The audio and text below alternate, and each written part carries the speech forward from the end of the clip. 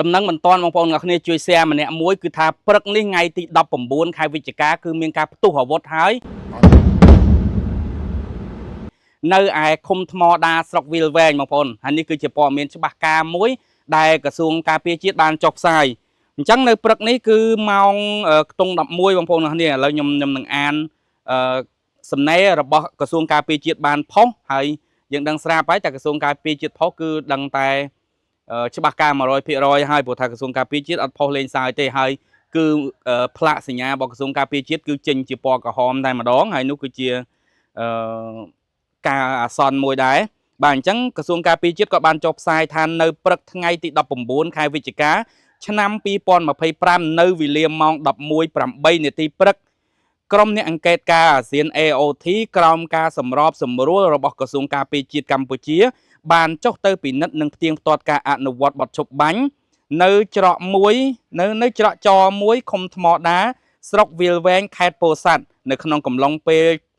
ចុះពិនិត្យមានការផ្ទុះអាវុធនៅខាងភាគីថៃ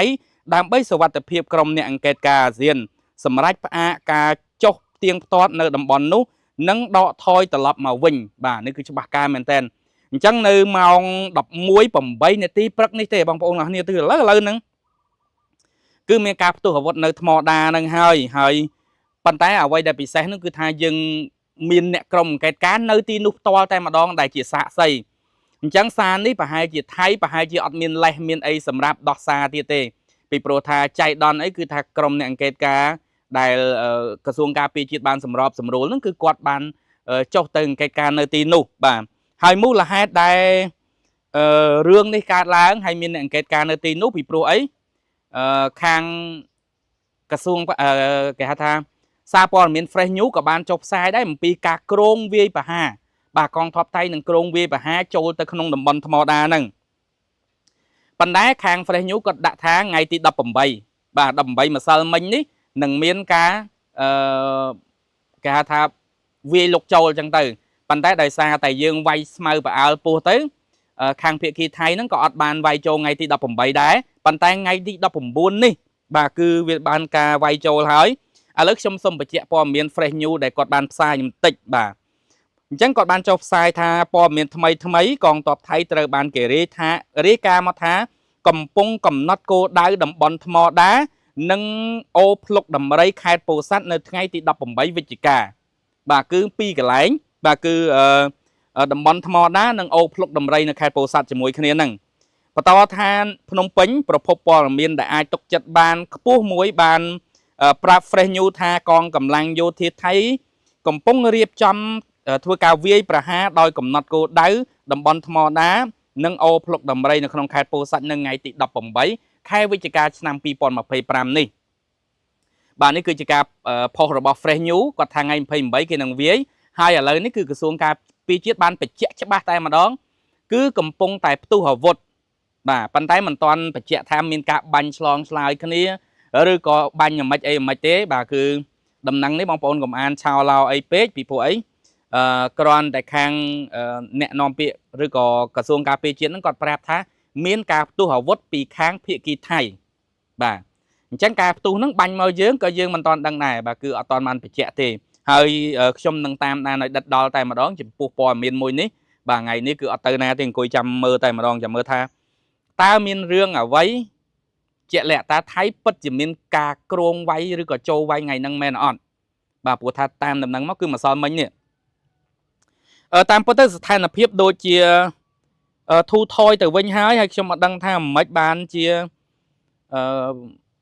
ភាគីថៃត្រូវតែបន្តវាយទៅអីទៀតទេ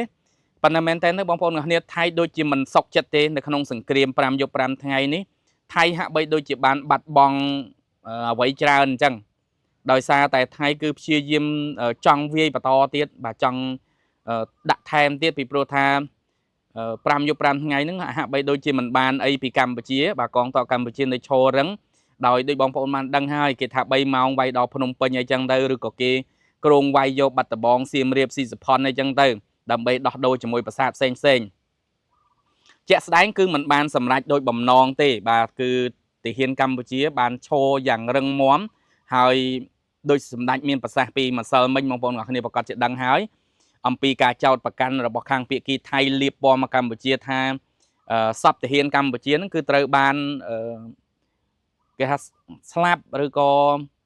ចោលខ្មោចពេញព្រៃអញ្ចឹងទៅមានការស្អុយរលួយធំក្លិនអីចឹងទៅហើយបើសម្ដេចមានប្រសាសន៍គឺថាតបកម្ពុជាអត់មានបាត់ទេហេតុអីបានមានសាកសពហើយកម្ពុជាមិនបានវាយចូលទឹកដីថៃទេហេតុអីបានជាសាកសពកម្ពុជានៅដីថៃហើយទាំងទាហានកម្ពុជាមិនបានបាត់បង់អីទេអញ្ចឹងសូមបញ្ជាក់ម្ដងទៀតបាទសម្ដេចបញ្ជាក់ថាអត់មានទាហានកម្ពុជាបាត់ទេប៉ុន្តែគ្រួសារតបនៅខាងនោះបាទទាហាននៅខាងនោះដែលបាត់ខ្លួនបាត់គ្រួសារយើងគ្រួតែស្រាវជ្រាវរកបាទទៅស្រាវជ្រាវរកពីព្រោះថាខ្មោចនោះដែលធំក្លិនហ្នឹងគឺខ្មោចខាងសៀមទេហើយពាក្យសម្ដីរបស់សម្ដេចរួមជាមួយនឹងយោធាថៃដែលគាត់ថាមានមនុស្សស្លាប់ច្រើននោះហើយសម្ដេចក៏បានប្រកាសដែរថានោះគឺជាប្រហែលជាតបថៃហើយពាក្យរបស់បកប្រឆាំងថៃបាទលោកភិតថាលឹមចរិនរ៉ាត់ហ្នឹងក៏គាត់មានប្រសាសន៍ដែរថាទាហានថៃស្លាប់ច្រើនណាស់បាទបាត់ស្លាប់ច្រើនណាស់ប៉ុន្តែកងទ័ពថៃព្យាយាមលាក់បាំងហើយគាត់សួរថាបើព្យាយាមលាក់បាំងអញ្ចឹងតើទៅដោះស្រាយឬក៏មានពាក្យអីដោះស្រាយជាមួយនឹងគ្រួសារនៃទាហានទាំងអស់ហ្នឹងពីព្រោះថាគាត់បើតាមគាត់ប្រាប់មកថាប្រមាណ 5000 នាក់ 8000 នាក់គាត់ចុះផ្សាយតណាហើយនេះគឺជាព័ត៌មាននៅខាងភាគីថៃទេបងប្អូនប្រហែលជាស្គាល់ខ្លះហើយលោកភិតថាលឹមចរិនរ៉ាត់ហ្នឹងគាត់គឺជាបកប្រឆាំងបាទគាត់បកប្រឆាំងហើយគាត់ក៏មិនចង់ជាមានសង្គ្រាមអីដែរពីព្រោះថាការមានសង្គ្រាមនេះគឺវាធ្វើឲ្យការខាតបង់ទាំងអស់គ្នាទេបាទស្លាប់ទាំងសងខាងជាក់ស្ដែងដូចប៉ះគ្នាមកប្រាវមកខាងកម្ពុជាយើងក៏ស្លាប់ប៉ុន្តែតិចហើយខាងគេនោះគឺថាច្រើនមែនតែនតែម្ដងពីព្រោះបងប្អូនត្រូវដឹងថាចេះអ្នកនៅចាំបាញ់និងអ្នកចូលឲ្យគេបាញ់គឺខុសគ្នាបើសម្ដេចវិភាគមកគឺថាយ៉ាងតិចបំផុតខាងកម្ពុជាមួយទប់ទល់នឹងខាងថៃ3នាក់យ៉ាងតិចពីព្រោះថាយើងអង្គុយមកកន្លែងចាំតែបាញ់ទេហើយគេសម្រុកចូលមកយើងមានត្រង់សេយើងមានកន្លែងពួនចាំតែបាញ់ទេអញ្ចឹងយ៉ាងតិច1ទល់3ប៉ុន្តែបើតាមបងឈ្មោះអីគាត់ប្រាប់គាត់ថាគាត់សួរទាហានគាត់ថាមិនមែន1ទល់3រងថ្ងៃនោះគឺថាសង់ថា1ទល់30ហើយដោយសារតែខាងថៃហ្នឹងគឺចូលមកដូចសមោចអញ្ចឹងហើយទាហានកម្ពុជាយើងចាប់ផ្ដើមដាក់សុទ្ធយោបូកជាមួយនឹង BM21 ទៅគឺថាស្លាប់ច្រើនមែនតែនតែម្ដងអញ្ចឹងប្រហែលមួយទៀតគឺទាហានថៃគឺមានការមើលងាយមើលស្រាលមកខាងទាហានកម្ពុជាយើងថាទុនខ្សោយប៉ុន្តែការវាយនោះគឺការវាយសង្គ្រប់បណ្ដោយដែលមានការប្រើយន្តហោះទំនើបទាំងS16 Gripen មានទាំងកំភ្លើងត្បាល់កំភ្លើងគេហៅថាគ្រាប់បែកចង្កោមផ្សែងពុលអីផ្សេងប៉ុន្តែវាយអត់ធ្លុះទេហើយថែមទាំងរបូតនៅទីតាំងផ្សេងបើខាងក្រសួងការពារជាតិក៏បញ្ជាក់ថាទីតាំងទាំងអស់ហ្នឹងគឺកម្ពុជាជាអ្នកគ្រប់គ្រងហើយថៃក៏គេថាគេជាអ្នកគ្រប់គ្រងដែរប៉ុន្តែមួយម្ដងតែងតែលេចមកព័ត៌មានដូចជាភាសាតាកបីយើងគ្រប់គ្រងអីចឹងទៅដោយសារតែមានអ្នកសារព័ត៌មានអ្នកដែលគាត់ទៅថតទៅចៃដន្យថតលែងប្រាសាទហ្នឹងក៏បានទៅដល់ថៃបាទគឺមានសកម្មភាពទាហានកម្ពុជាគ្រប់គ្រងអញ្ចឹងហើយគឺខាងថៃមានការធ្វើទុកបុកម្នេញបាទប្រជាជនជ្រុលនិយមរបស់គេហ្នឹងគឺដុកឲ្យទាហានរបស់គេធ្វើការវាយដើមយល់របស់នឹងមកវិញហើយពួកគេហ្នឹងគឺតែងតែប្រកាសរហូតដោយសារតែខាងថៃដូចជាមិនសូវជាបានចង់បានសន្តិភាពហ្មងទេប៉ុន្តែខ្ញុំគិតថាបើសិនជាខាងថៃវាយមុនហើយអ្នកអង្កេតការបានដឹងអញ្ចេះទៀតថៃលែងនិយាយកើតហើយលែងផោកើតហើយកាលមុនចេះផោអញ្ចេះចុះថាកម្ពុជាអ្នកបាញ់ប៉ុណ្ណឹងថ្ងៃនេះគឺអ្នកអង្កេតការនៅទីនោះតែម្ដងចាំមើលថាតើអ្នកអង្កេតការ AOT ឬក៏អ្នកអង្កេតការអាស៊ានហ្នឹងរាយការណ៍ទៅខាងម៉ាឡេស៊ីប្រធានអាស៊ានហើយនឹងលោកដូណាល់ត្រាំយ៉ាងម៉េចអំពីបទរំលោភបទឈប់បាញ់ពីព្រោះថាខាងថៃត្រូវប្រមាណប៉ុណ្ណួងហើយរបស់លោកដូណាល់ត្រាំឥឡូវយើងមានចាំមើលបន្តទៀតទេបងប្អូនអ្នកគ្នាអញ្ចឹងខ្ញុំសង្ឃឹមថាបងប្អូនអ្នកគ្នានឹងជួយ share ចែកម្លែកវីដេអូនេះបានច្រើនដើម្បីឲ្យខាងអ្នកនៅថ្មដាឬក៏អូភ្លុកដំរីនៅខាងវាវែងហ្នឹងឲ្យគាត់បានប្រុងប្រយ័ត្នទាំងអស់គ្នាហើយសកម្មភាពយ៉ាងណាទៀតខ្ញុំនឹងធ្វើបន្តទៀតបាទខ្ញុំធ្វើខ្លីប៉ុណ្ណឹងទៅចុះអរគុណច្រើនសម្រាប់ការតាមដានទស្សនាវីដេអូមួយនេះពីដើមដល់ចប់បាទជម្រាបលា